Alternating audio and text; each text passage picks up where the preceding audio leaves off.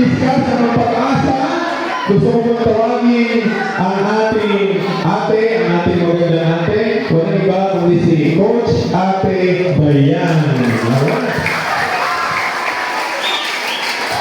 Ayan, magandang umaga sa ating lahat. So, magandang tanong, sino dito ang nanonood na balita? Wala. Sino ang nag-Facebook? Ano yung usually na nakikita natin nowadays sa social media? Yung mga taong nagpapapantay. No, nabalitaan ba natin kay Eman? Kung titignan natin si Eman, ano siya? Mayaman. Ano pa? Sikat, ang daming followers. The question is, bakit siya nagpapantay? Because of depression. Ano yung makikita natin noon? Na hindi nasusukat ang success or kaligayahan or happiness ng tao sa pera. Hindi nasusukat ang peace sa dami ng followers. Bakit? Kasi kung ano yung nandito at nandito, that are the things that really matters. Ngayon ang tanong, ano ba ang laman ng isip natin? Puno ba yan ang problema? Puno ba yan ng nanakit? Puno ba yan ng tampo? And that is the reason kung bakit maraming kabataan ang nagsusuicide. Because of that. Ngayon, merong prevention. Kaya pala matuldukan yun. Kaya pala iwasan yun. Ano yung kailangan? Dapat malaman natin ano nga ba yung katotohanan. Bakit? Kasi sa mundo, laging sasabihin niya yung kasinungalingan. Hindi ka mahalaga, wala kang kwenta, hindi ka mahal. And that lies na pumapasok sa isip ng tao, especially ng kabataan ng nowadays, yun yung nag-feed. Pumapasok dito. Ngayon, kapag yun ay nandito, it affects kung paano ang pag-uugali ng isang tao. Kasi karamihan ng mga bully, karamihan ng mga siga-siga sa school or sa barangay, may mga problema yan. They are just hiding it. Kasi doon magaling ang kabataan. Pipicture ka, nakangiti ka, ipopost mo. Little did they know that you are crying alone in your room. Nag-get together kayo ng mga barkada nyo, ang saya-saya, bibidyo nyo, then ipopost nyo. Ang akala ng social media, okay na okay yung buhay mo. Pero wala ka nakakala, mag-isa kang umiyak sa kwarto. Bakit? Kasi hindi ka mahal ng magulang mo. Kasi broken family kayo. Kasi lagi kang pinapulpara. Kasi napupuli ka sa school. Ano yung point? Now is the time for us to feed ourselves, hindi ng negativity, but the truth. Now, can you say, there is hope? Sabihin na natin, there is hope. Maraming pagkakataon sa buhay natin, para akala natin wala ng pag-asa. Ay, ganito sa bahay namin. Lagi na lang nag-aaway yung magulang ko. Lagi na lang wala akong makikita ng pagkain, inubusan na ako. Parang di ako pamilya. Ay, lagi na lang ganito yung sila ate, sila kuya, mapaano, parang kasi totoo lang, if we will open our heart right now, marami kang runs. Aminin mo ba kung hindi? Marami kang runs. Whether panganay ka, middle child, bunso, working student, breadwinner ng pamilya, pwede mo sabihin, strong ka. Tapos mabubulan na lang yung mundo,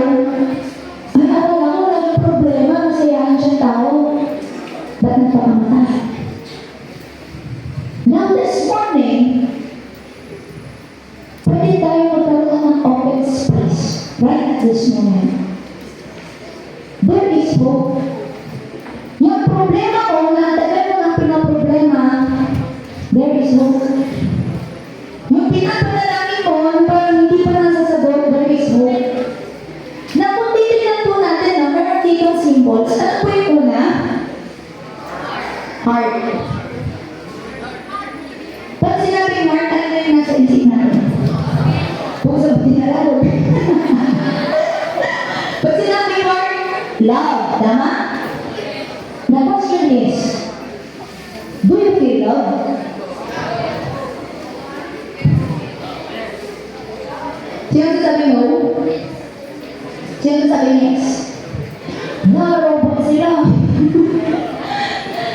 Pero ito yung iiwanan namin sa inyo. Never seek your identity sa mundo. Huwag mo hahanapin ang pag-ibig sa mundo. Bakit? Mali-disappoint ka na. Kasi kahit ikaw ay magwalwal ng magwalwal, at the end of that walwal, ano pa kaya na? Nagbago ba? Sumakin ang ulo mo. After mo nagumana, pumunta sa mga magagandang talawin, dapat deserve ko to. After ng pag-uwi mo sa bahay, kumusta?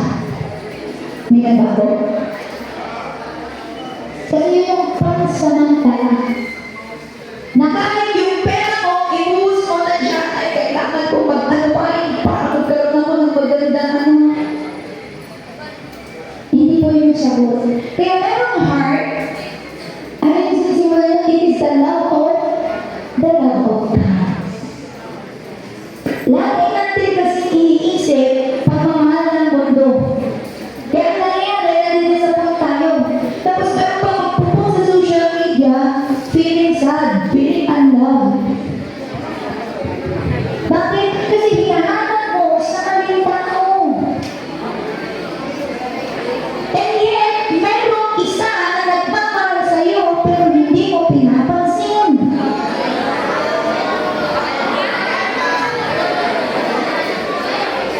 Who is that? It's God. If you feel na wala nakaka-appreciate sa'yo, remember this day na ang pag-ibig ng Diyos ang nagpapaalala sa'yo na anak, mahal kita kahit hindi mo pa pinansin. Can you think of that thing na ginawa ng Lord sa krus ng Kalbaryo? You know what? Bakit ito yung tinatakal?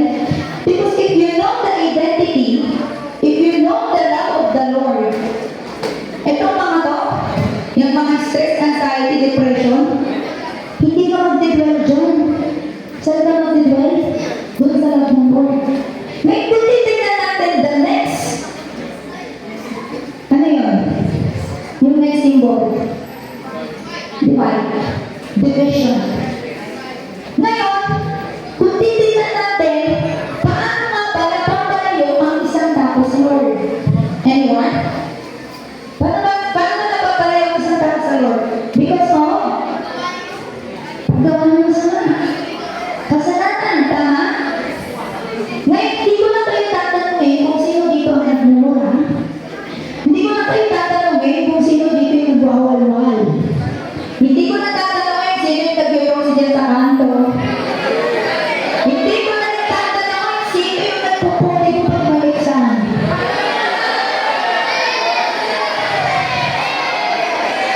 Kasi kilala ko ang sarili ko. Sabi mo, kilala ko ang sarili ko.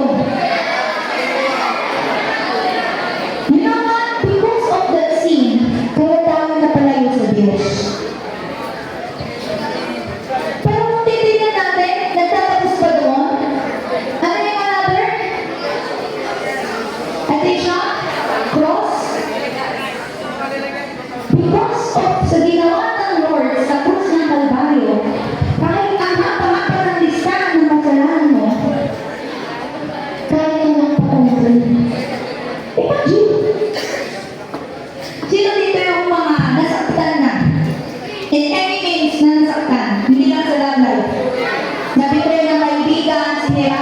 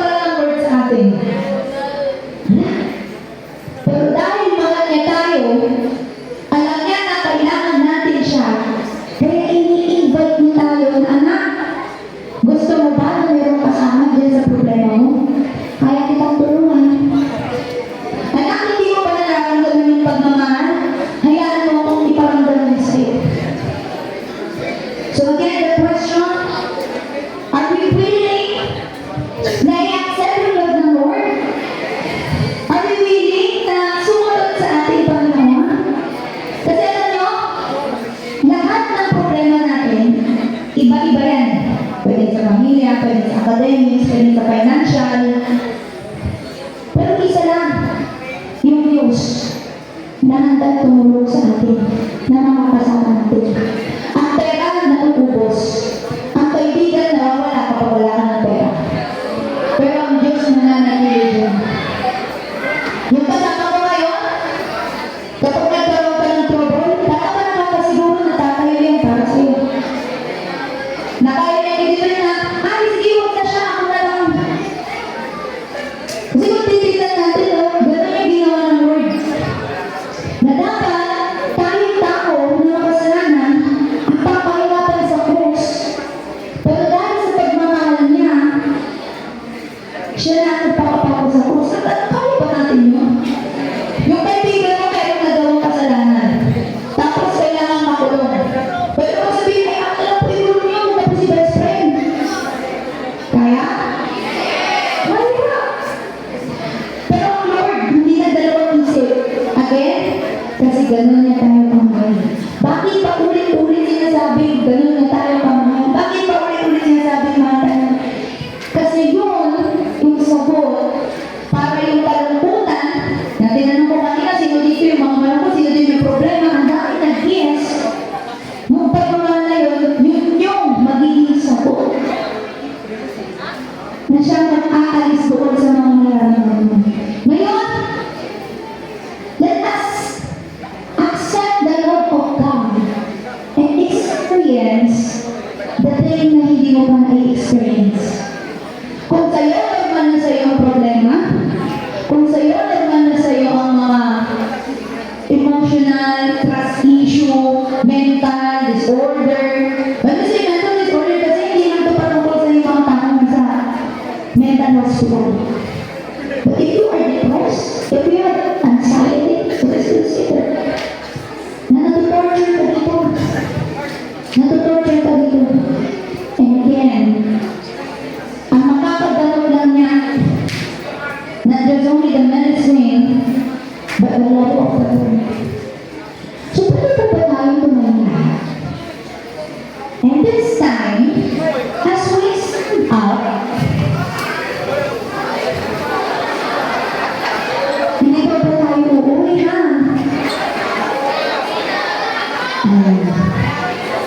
Pwede pa ba tayo magkaroon ng silence?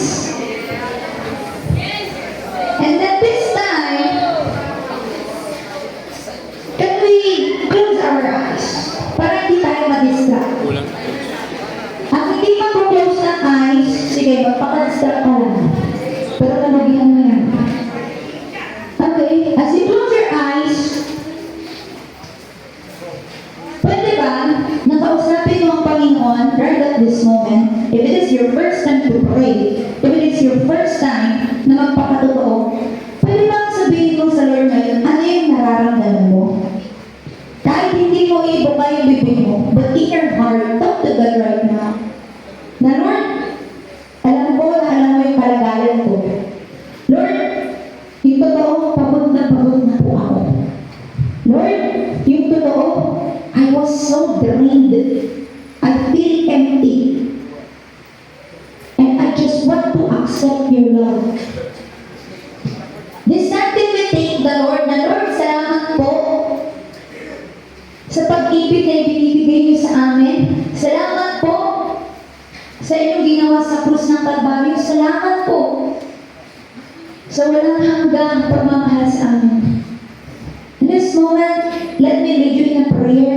Pwede niyo po akong sandahan. Sabihin po natin, Panginoong Yesus, inaamin ko po na ako'y makasalanan. Pinagsisisihan ko na po lahat ng aking mga nagawang kasalanan. Simula nang ako'y isilang hanggang sa ngayon. Panginoon, tinatanggap po kita bilang aking Diyos at sariling tagapagligtas. Ikaw na po ang siyang maghari sa aking buhay ngayon at magpakailanman.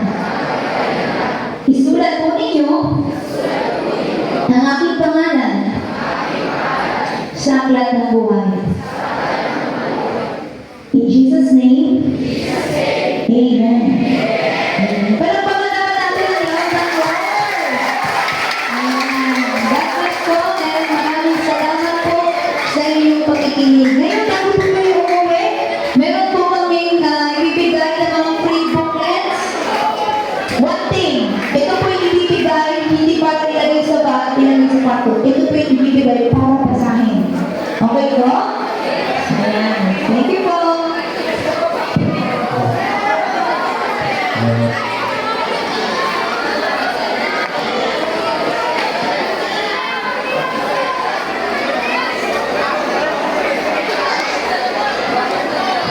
Masaglit lang. Ba't ang gulo? Lahat kayo mabibigyan.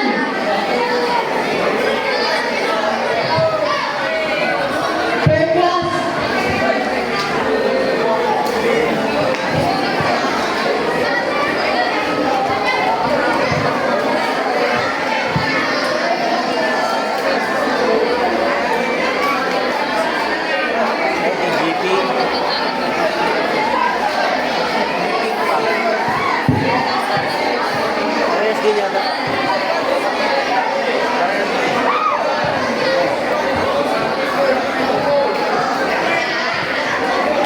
Ayan. Guys, For the Lamb has conquered, and I will follow him to the ends of the earth, and I will follow him. For the Lamb has conquered, and I will